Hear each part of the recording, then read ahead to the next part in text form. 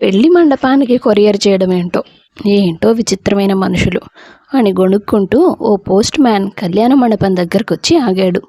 ఓ చిన్న పాపను పిలిచి, వైష్ణవి పేరు మీద కొరియర్ వచ్చిందమ్మా, ఒకసారి పిలుస్తావా?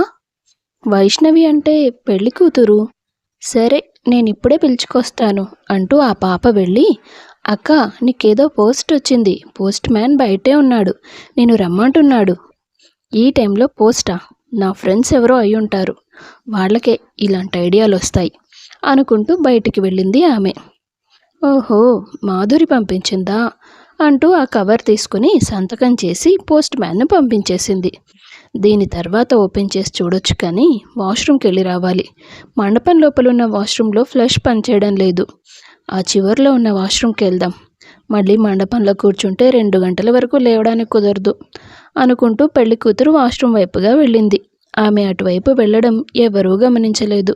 కాసేపటి తర్వాత పెళ్లి కూతురు తల్లి సరిత ఆమె కోసం వెతకడం మొదలుపెట్టింది. జాహ్నవి, అక్కెక్కడే? ఏదో పోస్ట్ వచ్చిందని ఆకర్ష చెప్తే బయటకెళ్ళిందమ్మా. పెళ్లి ముస్తాబు పూర్తయ్యాక రోడ్డు మీదకి వెళ్ళడం ఏంటి? వెళ్ళి పిలుచుకురాపో. సరే అంటూ జాహ్నవి వెళ్ళి ఆమె కోసం చుట్టూ చూసింది. వైష్ణవి ఎక్కడా కనిపించలేదు. అదే మాట తిరిగి వచ్చి తల్లికి చెప్పింది. దాంతో సరిత, సురేష్ చాలా కంగారు పడ్డారు. మండపమంతా వెతికారు, ఎక్కడా ఆమె కనిపించలేదు. విషయం పందిట్లో అందరికీ తెలిసిపోయింది. పెళ్లి కొడుకు తరపు కుటుంబం గొడవ చేయడం మొదలుపెట్టారు. ఏమిటి, వీళ్ళ పెళ్లి కోసం ముస్తాబై కూర్చుందా? పోస్ట్ మ్యాన్ వచ్చి పిలిచాడా? ఆ తర్వాత ఏం జరిగిందో తెలీదా? ఆ వచ్చిన పోస్ట్ మ్యాన్తో జెండా ఎత్తేసి ఉంటుంది అన్నాడా పెళ్లి కొడుకు సుందర్. అల్లుడు గారు, మీరు చాలా తప్పుగా మాట్లాడుతున్నారు. ఇంకా ఏంటి అల్లుడు గారు, పిల్ల ఎవరితోనో లేచిపోయాక మీకు నాకు ఏంటి సంబంధం? ఇంతమందిలో మా పరువు తీయడం కోసం ఈ ఏర్పాట్లన్నీ చేశారన్నమాట. వైష్ణవికి షుగర్ ఉందన్న విషయం మీరు నాకు చెప్పారు. అయినా సరే, ఈ రోజుల్లో ఆరోగ్య సమస్యలు లేనిదెవరికి అని పెద్ద మనసుతో నేను ఈ పెళ్లి ఒప్పుకున్నాను. కానీ ఆ పిల్లేం చేసింది? చివరికి నాకు హ్యాండ్ ఇచ్చింది అంటూ అతను వైష్ణవిని నిందిస్తూ పోయాడు. జాహ్నవి తన మనసులో, పెద్ద మనసుతో చేసుకుంటున్నాడా? పిల్లకి షుగర్ ఉందని కట్నం ఎక్కువ కావాలని డిమాండ్ చేసి మరీ అమ్మ వాళ్ళ దగ్గర ఎక్కువ డబ్బులు తీసుకుంటున్నాడు. ఏదో గొప్పవాడ్ల కోతలకు వస్తున్నాడు ఇక్కడ. అక్కకి వీడి బుద్ధి ముందే తెలుసో ఏమో, అందుకే వెళ్ళిపోయి ఉంటుంది అని తిట్టుకుంటుంది. వచ్చిన బంధువులందరూ తలో మాట అనడంతో సురేష్కి మతిపోయింది. ఏం చేయాలో తోచలేదు. సరే, ఇప్పుడు మేమేం చేస్తే మీకు జరిగిన అవమానం తగ్గుతుందని మీరు అనుకుంటున్నారు అని అడుగుతాడు పెళ్లి కొడుకు కుటుంబాన్ని. పెద్దమ్మాయి వెళ్ళిపోతే ఏంటి? మీ రెండో అమ్మాయి ఉంది కదా, ఆ అమ్మాయిని మా వాడికి ఇచ్చి చెయ్యండి. ఆ రకంగా అయినా మా పరువు నిలబడుతుంది అంటాడు సుందర్ తండ్రి. అదేంటండి, ఏం మాట్లాడుతున్నారు వాళ్ళు? మన జాహ్నవి వయసు 16 ఏళ్ళు, ఇప్పుడు దానికి పెళ్ళేంటి? అవును నాన్న, మీరు దీనికి ఒప్పుకోవద్దు. అక్క మంచి పనే చేసింది, ఇలాంటి కుటుంబం నుంచి తప్పించుకుంది. జాను, నువ్వు నోరు మూసుకో. సరే, మీరు చెప్పినట్టే ఈ ముహూర్తానికి సుందర్కి జాహ్నవికి పెళ్లి జరుగుతుంది అని సురేష్ చెప్పడంతో అతని కుటుంబం అంతా షాక్ అవుతుంది. సురేష్ జానుని బెదిరించి పీటల మీద కూర్చోబెడతాడు. ఒక్కసారిగా జాహ్నవి ప్రపంచం కూలిపోయినట్లు అయింది. ఆమె ఇష్టంతో సంబంధం లేకుండానే ఆమె మెడలో తాళి పడిపోయింది. కనీసం గొక్కపెట్టి ఏడవడానికి కూడా అవకాశం లేని పరిస్థితుల్లో ఉంది ఇప్పుడు ఆమె. పెళ్లి తంతు మొత్తం పూర్తయిన తర్వాత వైష్ణవి పరిగెత్తుకుంటూ అక్కడికొచ్చింది. మండపంలో ఉన్న వాళ్ళందరూ ఆమెను చూసి షాక్ అయ్యారు. సురేష్ ఏమీ ఆలోచించకుండా కూతురి మీద చేయి చేసుకున్నాడు. ఏంటండి మీరు, అసలు ఏం జరిగిందో కూడా అడగకుండా, అర్థం చేసుకోకుండా అమ్మాయి మీద చేయి చేసుకుంటారు? వైషు, నువ్వెక్కడికి వెళ్ళావే? ఏం జరిగింది? నేను కొరియర్ వచ్చిందని తీసుకోవడానికి బయటికి వెళ్ళాను కదమ్మా. అప్పుడు కాంపౌండ్ వాళ్ళ దగ్గరలో ఉన్న వాష్రూమ్కి వెళ్ళాను. బయట నుంచి ఎవరో గడియ పెట్టేశారమ్మా. నేను బయటికి రావడానికి ఎంత ప్రయత్నం చేసినా అవ్వలేదు. నా అరుపులు ఎవ్వరికీ వినిపించలేదు. ఉదయం నుంచి ఏమీ తినలేదు కదా. షుగర్ తగ్గిపోయి కళ్ళు తిరిగాయి. స్పృహ తప్పి పడిపోయాను. ఇందాకే స్పృహ వచ్చింది. ఓపిక చేసుకొని తలుపులు బాదితే కేటరింగ్ వాళ్ళు వచ్చి తీశారమ్మా. అయ్యో, ఇలా జరిగిందేంటి? చూసారా, మన అమ్మాయి తప్పు చేయదు అని నేను అన్నానా? మీరు నా మాట విన్నారా? ముందు వెనక ఆలోచించకుండా పెద్దదాని స్థానంలో రెండో దాన్ని కూర్చోబెట్టారు. దాని భవిష్యత్తును పాడు చేస్తున్నారు మీరే. నేనేమైనా కావాలని చేశానా? మన ఇంటి పరువు పోకూడదని చేశాను. ఇలా జరుగుతుందని ఎవరైనా కలగన్నామా? అదేంటి నాన్న, జానుకి పెళ్లి చేయడం ఏంటి? అది చిన్నపిల్ల నాన్న. పెళ్ళైతే పెద్దరికం దానంతటా అదే వస్తుంది. మీ తల్లి కూతుర్లు నాకేం నీతులు చెప్పాల్సిన పని లేదు. ఇప్పుడు జరిగిన పెళ్లిని వెనక్కి తీసుకుంటామా ఏంటి? సరిగ్గా చెప్పారు మామయ్య గారు. ఏ మాటకు ఆ మాట చెప్పుకోవాలి. మీ పెద్ద కూతురు కంటే రెండో కూతురే అందంగా ఉంటుంది, ఆరోగ్యంగా కూడా ఉంటుంది. అలా అని నాకిచ్చే కట్నంలో కోతలు పెట్టొద్దు. అయ్యో, అలాంటిది ఏం జరగదు బాబు. సరిత, ఇంకా చూస్తావేంటి? పద్ధతి ప్రకారం అప్పగింతలు జరగాలి. ఆ కార్యక్రమం చూద్దాం పద.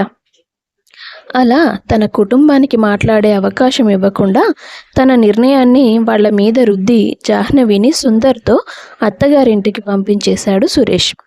తండ్రి మాటకు ఎదురు చెప్పలేక భర్తతో పాటు అత్తగారింటికి వచ్చిందే కానీ జాను మనసుకి ఏమాత్రం ఇష్టం లేదు.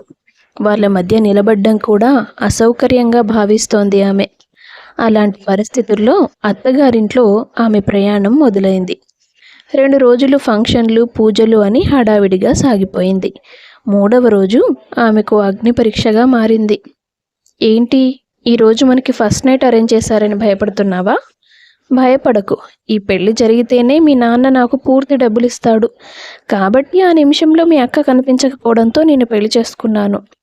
ఈ పెళ్లి జరగడం నాకు ముఖ్యం, కానీ నువ్వు నాకు ముఖ్యం కాదు. నలుగురికి చూపించుకోవడానికి నాకు అందమైన భార్య ఉందని చెప్పడానికి పనికొస్తావులే. అతని మాటలు, అతని ప్రవర్తన జానుకి ఏమీ అర్థం కాలేదు. కానీ ఆ రోజుకి ఆమెకు ఎదురుగా ఉన్న గండం తప్పిపోయింది అని మాత్రం అర్థమైంది. కాస్త ఊపిరి పీల్చుకుంది. అప్పగింతల సమయంలోనే అతనిస్తానన్న 25 లక్షల రూపాయల కట్నం డబ్బులు సూట్ కేసులో పెట్టి అల్లుడి చేతికి అందించాడు సురేష్. మొదటి రాత్రి రోజు భార్యని నేల మీద పడుకోబెట్టి తీసుకొచ్చిన డబ్బుని బెడ్ మీద పెట్టి రాత్రంతా దాన్ని చూస్తూ మురిసిపోయాడు సుందర్. ఇతనికి మరీ డబ్బు పిచ్చిలా ఉంది. ఏంటి నాకు ఈ టార్చర్? రేపటి నుంచి నేను ఎలాంటి జీవితాన్ని గడపబోతున్నానో అర్థం చేసుకోవడానికి ప్రయత్నించినా పిచ్చెక్కిపోతోంది అని ఆలోచిస్తూ చాలాసేపటికి నిద్రపోయింది జాహ్నవి. మరుసటి రోజు ఉదయం 5 గంటలకి వాళ్ల గది తలుపుని ఎవరో తడుతున్న శబ్దం వినిపించింది ఆమెకు. ఆమె నిద్రపోయిన చాప దిండు తీసి పక్కన పెట్టి వచ్చి తలుపు తీసింది. ఎదురుగా ఆమె ఆడపడుచు అపర్ణ నిలబడి ఉంది. ఏంటి, ఉదయాన్నే నిద్ర లేవడం అలవాట్లేదా? మహా గొప్పగా పెంచారు మీ అమ్మా నాన్నలు. ఏం మాట్లాడుతున్నారండి? అండి ఏంటి, వదిన అని పిలవలేవా? అంత పొగరా? అసలు మీకేం కావాలి? ముందు మర్యాద కావాలి, ఆ తర్వాత నువ్వు బయటికి రావడం కావాలి. ఎందుకు? ఇంటి పనంతా ఎవడు చేస్తాడు? అదేంటండి, ఇంట్లో ఇంకా చాలామంది చుట్టాలున్నారు. ఇంతమంది ఉన్న ఇంట్లో నేను ఒక్కదాన్నే పని చేయాలని ఏముంది? వాళ్ళంతా చుట్టాలు, పని మనుషులు కాదు. అంటే నేను పని మనిషినా మీ ఉద్దేశం? ఇంచుమించుగా అంతే. ఏంటి మనుషులు ఇంత విచిత్రంగా ఉన్నారు? అక్క, నువ్వు అదృష్టవంతురాలివే, వీళ్ళ మధ్య పడకుండా తప్పించుకున్నావు. నా పరిస్థితి ఏంటో నాకు అర్థం కావడం లేదు. ఆలోచించింది చాలే, ఇక నాతో రా అని అపర్ణ ఆమెను తన వెంట తీసుకెళ్ళి వాకిట్లో నిలబెట్టి వాకిలి మొత్తం ఊడ్చి కల్లాపి చల్లి ముగ్గు పెట్టు అంది. జాహ్నవి ఆమె చెప్పినట్టుగానే ఊడ్చి నీళ్లు తీసుకొచ్చి చల్లడం మొదలు పెడుతుంది. అపర్ణ చిటికలు వేసి, హలో, నీళ్లతో కాదు, పేడ నీళ్లతో చల్లాలి. అదిగో అటు మూలకుంటుంది, తీసుకొచ్చి ఈ నీళ్లలో కలుపు. ఆమె అలా చెప్పగానే జానుకి ఏడుపు వచ్చింది. సిటీలో పుట్టి పెరిగిన పిల్ల, పైగా తల్లిదండ్రులు గారాబం చేయడంతో ఇంటి పనులేవి సరిగ్గా రావు. ఇక పేడ ముట్టుకోవడం ఎప్పుడూ చేయనేలేదు. కాబట్టి ఆమెకు చాలా చిరాకేసింది. తప్పదనుకుంటూ ఆడపడుచు చెప్పినట్టుగానే పేడ నీళ్లతో కళ్ళాపి చల్లి తనకు తెలిసిన ఓ ముగ్గు పెట్టింది. ఇంతకంటే గొప్పగా ఏమీ రావన్నమాట. సరే, వెళ్ళి స్నానం చేసి తొందరగా కిందికి రా. ఇంట్లో ఉన్న వాళ్ళందరికీ నువ్వే కాఫీ చేసి వంట కూడా చెయ్యాలి. ఈ అరగంట పనికే నాకు కళ్ళు తిరుగుతున్నాయి. ఇంకా అంతమందికి వంట చేసేప్పటికీ ఏమైపోతానో అనుకుంటూ తన గదిలోకి వెళ్ళిందామె. స్నానం ముగించుకొని తిరిగి కిందికొచ్చి అత్తగారు గంగ, ఆడపడుచు అపర్ణ చెప్పినట్టు అన్ని పనులు చేయడం మొదలుపెట్టింది. అత్తయ్య, మీరు నాకు సాయంగా ఉండండి. నేనెప్పుడూ ఇంతమందికి వంట చేయలేదు. ఒకరిద్దరికైతే చేయగలను అంతే. అంటే నా కొడుకుని తీసుకుని వేరు కాపురం పెడతానని పరోక్షంగా చెప్తున్నావన్నమాట. నేనన్న మాటలో అంత అర్థం ఉందా? లేదు, నా ఉద్దేశం అది కాదు. నీ ఉద్దేశాలు కనబడుతూనే ఉన్నాయి, కానీ ఆ కూరలు తరుగు, వంటలు నేను చేస్తానులే. లేకపోతే వచ్చిన చుట్టాల ముందు మా పరువు పోతుంది అని గంగ వంట పని మొత్తం పూర్తి చేసింది. ఓ 2 రోజులు పోయాక చుట్టాలంతా తమ ఇంట్లోకి వెళ్ళిపోయారు. అపర్ణ పుట్టింట్లోనే ఉండి కొత్త కోడలి చేత సేవలు చేయించుకోవాలని అనుకుంది. ఏంటపర్ణ, అంతా వెళ్ళిపోయారు, నువ్వు ఉండిపోయావేంటి? కూతుర్ని అడగాల్సిన ప్రశ్నే నా అమ్మాయిది. మరి లేకపోతే ఏంటి? నువ్వు ఇక్కడికి వచ్చి 15 రోజులైంది. అల్లుడు గారు ఆఫీస్ పనుందని పెళ్లి రోజు మాత్రమే వచ్చి తిరిగి వెళ్ళిపోయారు. నువ్వు కాళ్ళు చాపుకొని ఇక్కడే కూర్చుంటే అక్కడ మీ ఆయనకి ఎవరు వండి పెడతారు? అంతేలేమ్మా, కొత్త కోడలు రాగానే కూతురు అల్లమైపోయింది నీకు. వెళ్తా, నేను వెళ్ళడమే కదా నీకు కావాలి అని తల్లిని తిట్టుకుంటూ పౌరుషంగా బ్యాగ్ సర్దుకొని వెళ్ళిపోయింది అపర్ణ. అత్తయ్య, ఎందుకు వదినని అలా కోప్పడి పంపించారు? నా కూతురు, కొడుకు వీళ్ళంతా వాళ్ళ నాన్నగారు, నానమ్మ వీళ్ళ పోలికే. వాళ్ళకి ఎదుటి వాళ్ళ మనసులతో, పరిస్థితులతో సంబంధం ఉండదు. ఎప్పుడూ ఎవరో ఒకరిని పీక్కు తినాలని ఆలోచిస్తూ ఉంటారు. అంటే మీ మాట వినరా? ఇదిగో ఇలా హెచ్చరించి చెప్తే పౌరుషానికి వింటారు తప్ప గౌరవంతో అయితే వినరు. ఆ ఇంటికి వచ్చిన తర్వాత మొదటిసారి ఒకరి మాటలు అర్థవంతంగా అనిపించాయి జాహ్నవికి. నెమ్మదిగా అత్తగారి మనస్తత్వాన్ని ఆమె అర్థం చేసుకుంది. ఈవిడొక్కతే ఈ ఇంట్లో న్యాయంగా ఆలోచిస్తుందన్నమాట అనే అభిప్రాయానికి వచ్చిందామె. ఓ రోజు, ఏమ్మా, ఏమైంది నీకు? వచ్చిన రోజు నుండి ముభావంగానే ఉంటున్నావెందుకు? మీ అక్క గురించి బాధపడుతున్నావా? అక్క బాగానే ఉంది అత్తయ్య. నాన్న వేరే సంబంధాలు చూస్తున్నారట. ఈ పెళ్లి మాత్రం నేను చేసుకోవాల్సింది కాదు. అసలు నాది పెళ్లి చేసుకునే వయసే కాదు. నాకు ఇక్కడ ఉండాలని లేదత్తయ్య. నేను మీ అబ్బాయిని భర్తగా చూడలేను. నాకు తెలుసు జాను, నీ మనసు ఇలా ఆలోచిస్తుందని. అందుకే మీ మొదటి రాత్రి ఏర్పాటు చేసిన రోజే నేను సుందర్కి చెప్పాను. ఈ పెళ్ళి ఆ పిల్లకి బలవంతం చేశారు. ఇప్పుడు నువ్వు బలవంతంగా తనని నీ భార్యగా ఉండాలని షరతులు పెడితే ఆ అమ్మాయి తిరిగి వాళ్ళ ఇంటికి పారిపోవచ్చు, లేదా ఎటైనా వెళ్ళిపోవచ్చు. నువ్వు ఏదో అని హింసించావు కాబట్టే వెళ్ళిపోయిందని వాళ్ళ కుటుంబం రివర్స్ అయ్యి కేసు పెడితే నీకు ఇచ్చిన కట్నం డబ్బులన్నీ వెనక్కి వెళ్ళిపోతాయి అని చెప్పాను నేను వాడికి. అందుకేనా ఆ రోజు నాకు డబ్బే ముఖ్యమన్నారు ఆయన. అసలు ఎందుకు ఆయనకి డబ్బు పిచ్చి? వాడికి చిన్నప్పటి నుండి అమెరికా వెళ్ళాలని కోరిక. అందుకు వాళ్ళ నాన్నగారు అస్సలు ఒప్పుకోలేదు. డబ్బులు సర్దడానికి నిరాకరించారు. దాంతో పెళ్లి చేసుకుంటే వచ్చే కట్నం డబ్బులతో అమెరికా వెళ్ళొచ్చని ఈ పెళ్లికి ఒప్పుకున్నాడు వాడు. మరి ఇప్పుడు నేను ఏం చేయాలి అత్తయ్య? నాకు భవిష్యత్తు మొత్తం చీకటిగా కనిపిస్తోంది. నా చదువు ఆగిపోయింది. నా కలలన్నీ నాశనం అయిపోయాయి. నేను కూడా దాని గురించే ఆలోచిస్తున్నాను జాను. 30 ఏళ్లుగా ఇలాంటి మనుషుల మధ్య నేను ఎలా బ్రతుకుతున్నానో నాకే తెలియదు. నాలాంటి జీవితం మరో అమ్మాయికి ఉండకూడదు. నా భర్తని, అత్తగారిని నేను మార్చలేకపోయాను. కొడుకుని కూడా మార్చలేననుకో. కానీ నువ్వు సురక్షితంగా ఉండేలా ఏం చేయాలో నేను ఒకటి ఆలోచించాను. ఏంటత్తయ్య అది? గంగ తన కోడలికి ఒక ఉపాయం చెప్తుంది. అది జానుకి నచ్చుతుంది. దాంతో ఆ రోజు సాయంత్రం ఆమె తన భర్త దగ్గరికి వెళ్ళి, ఏంటి, మా నాన్నిచ్చిన 25 లక్షలు ఆరతి కర్పూరం చేస్తావా? ఏంటి మరదలు పిల్ల, మాటల్లో మర్యాద తగ్గుతుంది? తాళి కట్టి తీసుకొచ్చావు కదా, ఇంకా మరదల్లాగే చూస్తున్నావా? నేనసలు నేను మనిషిలాగే చూడడం లేదు. అలాంటప్పుడు నా డబ్బు నీకెందుకు? నీ డబ్బేంటి? అది కట్నం డబ్బు, మీ నాన్న నాకు ఇచ్చాడు. ఆహా, నేను పోలీస్ స్టేషన్కి వెళ్ళి మా నాన్న నాకు స్త్రీధనంగా ఇచ్చిన డబ్బుని నా భర్త నా చేతికి ఇవ్వడం లేదు, నా అనుమతి లేకుండా అతను ఖర్చు పెట్టుకుంటున్నాడని కేసు పెట్టొచ్చు తెలుసా? స్త్రీధనం ఏంటి? ఇది కట్నం కదా. అదే స్త్రీధనం అని చెప్తే ఇంకాస్త బెటర్గా ఉంటుంది. కట్నం అని చెప్పాననుకోండి, మీ మీద వరకట్నం కేసు కూడా వేస్తారు. ఏ పోలీసులు తీసుకోవడం లేదా ఏంటి? పోలీసుల మీద కూడా కేసులు వేయొచ్చండి. అవునే, మీ ఆడాళ్ళు ఎంతకైనా తెగిస్తారు.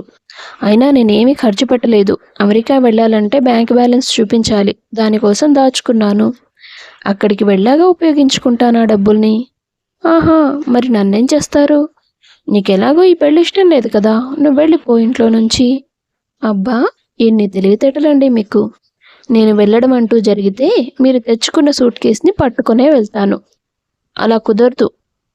అలా కుదరదంటే మీరు నా కండిషన్స్కి ఒప్పుకోవాలి. ఏంటవి? మొదటిది, నేను మధ్యలో ఆపేసిన చదువుని కొనసాగించాలి. అందుకయ్యే ఖర్చంతా మీరే పెట్టుకోవాలి. రెండవది, మీరు నేను గది బయట మాత్రమే భార్యాభర్తలుగా ఉండాలి. ఇక మూడవది, నా చదువు పూర్తయిన తర్వాత మన బంధం గురించి ఏం చేయాలో నేను నిర్ణయం తీసుకుంటాను. అప్పటి వరకు మీరు అమెరికా వెళ్ళే ప్రయత్నాలు ఆపేయండి. ముందు ఇక్కడ ఒక ఉద్యోగం చూసుకోండి. మీ కాళ్ల మీద మీరు నిలబడండి. మామయ్య గారి సంపాదన మీద పడి మీరు తిన్నట్టు మీ భార్యని కూడా అలాగే బతుకమని చెప్తే చండాలంగా ఉంటుంది. ఏంటి, ఒప్పుకుంటున్నారా? మొదటివి రెండు ఓకే, కానీ మూడవదే కొంచెం కష్టంగా ఉంది. ఎందుకు కష్టం? ఇంజనీరింగ్ పూర్తి చేశారంట కదా మీరు? అవును, అమెరికా వెళ్ళడం కోసమే చేశాను. కానీ నాకు నేను కోరుకున్న ఉద్యోగం రాలేదు. ముందు వచ్చిన ఉద్యోగంలో చేరండి. నా చదువు అయిపోయాక మీరు కోరుకున్న ఉద్యోగం కోసం ఎగిరి వెళ్ళిపోండి. నేనేం ఆపను. అంటే ఆ తర్వాత ఈ డబ్బుల గురించి నువ్వు అడగవా? అడగను. నా చదువు పూర్తయి నాకు ఉద్యోగం వస్తే చాలు. నాకు మీలాగా డబ్బు పిచ్చేమీ లేదు. సరే, ఉద్యోగమే కదా, చూసుకుంటాను. జీతం తక్కువ ఎక్కువ అని వంకలు పెట్టకూడదు మళ్ళీ.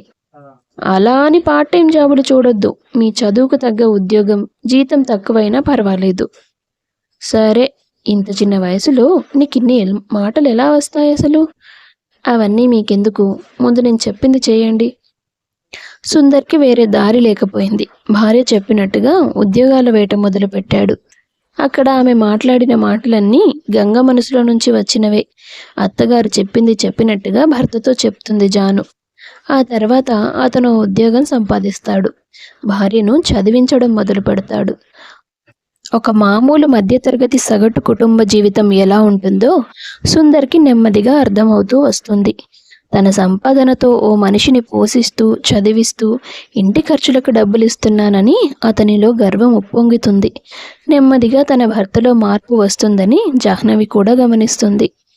మా బంధానికి భవిష్యత్తు ఏంటో తెలియకపోయినా ఈ మనిషిలో వస్తున్న మార్పు చూసి నాకు సంతోషంగా ఉంది అనుకుంటుంది ఆమె. అలా ఓ 4 ఏళ్ళు గడుస్తాయి. జాహ్నవి తన డిగ్రీ పూర్తి చేసుకుంటుంది. డిగ్రీ పూర్తయింది కదా, మాస్టర్స్ చేస్తావా అని అడుగుతాడు ఆమె భర్త ఓ రోజు ఆమెను. ఏమండి, మీరేనా? నేనే. ఎందుకలా అడుగుతున్నావు? చదువు పూర్తయిపోయింది కదా, ఇకనైనా నన్ను అమెరికా పోనివ్వు అంటారేమో అనుకున్నాను. అంటే ఇంక చదవా? నేను ఇంజనీరింగ్ చేస్తేనే ఉద్యోగం వెతుక్కోవడానికి 6 నెలలు పట్టింది. అది కూడా మొదట్లో జీతం 15,000 ఇచ్చారు.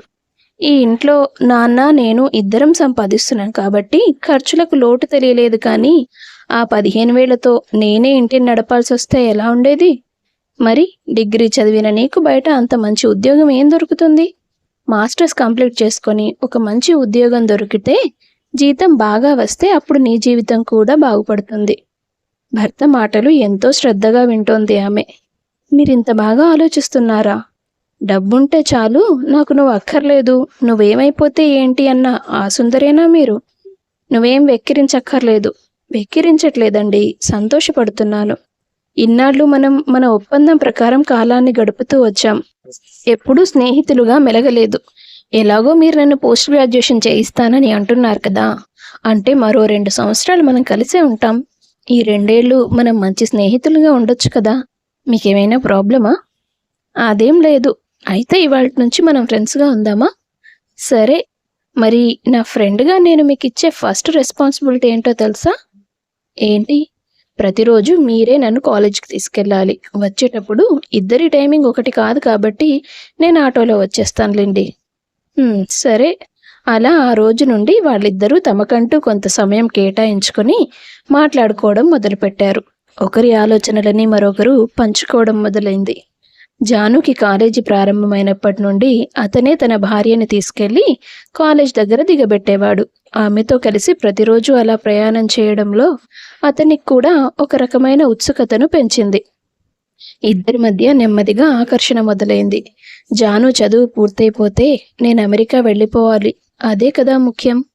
నీ మోహన్ రా, నీకు నిజంగా అమెరికా వెళ్లే ఉద్దేశం ఉంటే ఆ పిల్ల డిగ్రీ పూర్తయిందన్నప్పుడే వెళ్ళిపోయేవాడివి. అది కాదు పాపం, తను చదువు పూర్తి చేశాక వెళ్దామని అడిగాను.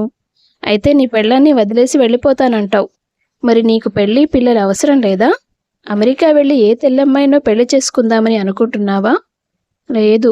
మరి ఇంత అందమైన భార్యని పక్కనే పెట్టుకుని వదిలేసి వెళ్ళిపోవడం గురించి ఆలోచిస్తావేంట్రా బాబు? మీ ఇద్దరి మధ్య బంధం బలవంతంగా ముడిపడినా మీ స్నేహం ఆ బంధాన్ని ముందుకు తీసుకెళ్లే ప్రయత్నం చేస్తుంది. అర్థం చేసుకో.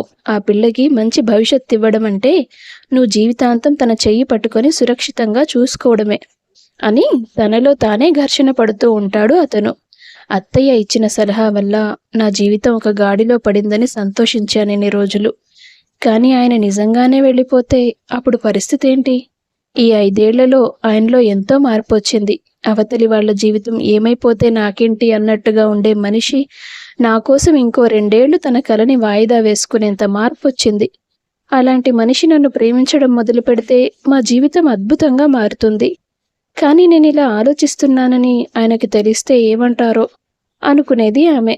ఓ రోజు ధైర్యం చేసి భర్తను ప్రశ్నించడానికి నిర్ణయించుకుంది. రోజు ఎన్నో కబుర్లు చెప్పుకుంటున్నాం, కానీ ఒకరోజు ఇవన్నీ అర్థం లేనివిగా మారిపోతాయేమో అని అనిపిస్తోందండి నాకు. ఎందుకలా అనిపిస్తోంది జాను? మీకు కండిషన్స్ పెట్టినప్పుడు మీతో కలిసి బతకాలన్న ఉద్దేశం నాకు లేదు. కానీ ఇప్పుడు మీరు నా నుంచి దూరంగా వెళ్ళిపోతారన్న ఆలోచన భరించడం నా వల్ల కావడం లేదు. ఒకవేళ మీరు ఖచ్చితంగా వెళ్ళాలనుకుంటే నన్ను కూడా తీసుకెళ్ళొచ్చు కదా. భార్య పెట్టిన ప్రతిపాదనకి సుందర్కి ఎంతో ముచ్చటేసింది. నన్ను ఆగిపోమ్మని అడుగుతుందేమో అనుకున్నాను. కానీ నా ఆశలకి విలువిచ్చి అవి నెరవేర్చుకోవడానికి అవకాశం ఇచ్చి మరీ తను కూడా నాతో వస్తానని అడుగుతోందని అనుకోలేదు. ఇలాంటి భార్య నాకు తోడుండగా తనని కుటుంబాన్ని వదులుకొని నేను దూరంగా వెళ్ళి అక్కడ పొందే సంతోషాలు ఏముంటాయి అని ఆలోచించిన సుందర్, నేను చాలా రోజులుగా ఇదే విషయంలో నా మనసుతో ఘర్షణ పడుతున్నాను జాను. ఒకప్పట్లా కాదు. కొంతకాలంగా నువ్వు నా భార్యవి, నా సొంతమనే ఆలోచన, స్వార్థం నా మనసులో పెరుగుతున్నాయి. అది నాకు నీ మీద పెరుగుతున్న ప్రేమని నేను ఇప్పుడిప్పుడే అర్థం చేసుకుంటున్నాను. చేతిలో డబ్బుండడం కంటే నచ్చిన మనిషి చేయుండడం ఎక్కువ తృప్తినిస్తుందని, డబ్బు కేవలం అవసరాలకు పనికొచ్చేదని అర్థం చేసుకున్నాను. నేనెక్కడికి వెళ్ళడం లేదు జాను, నీతోనే ఉంటాను.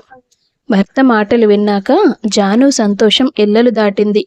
మెడలో తాళిపడిన క్షణం ఆమె జీవితానికి పడిన చిక్కుముడి ఆ రోజుతో విడిపోయినట్లుగా అనిపించింది ఆమెకు.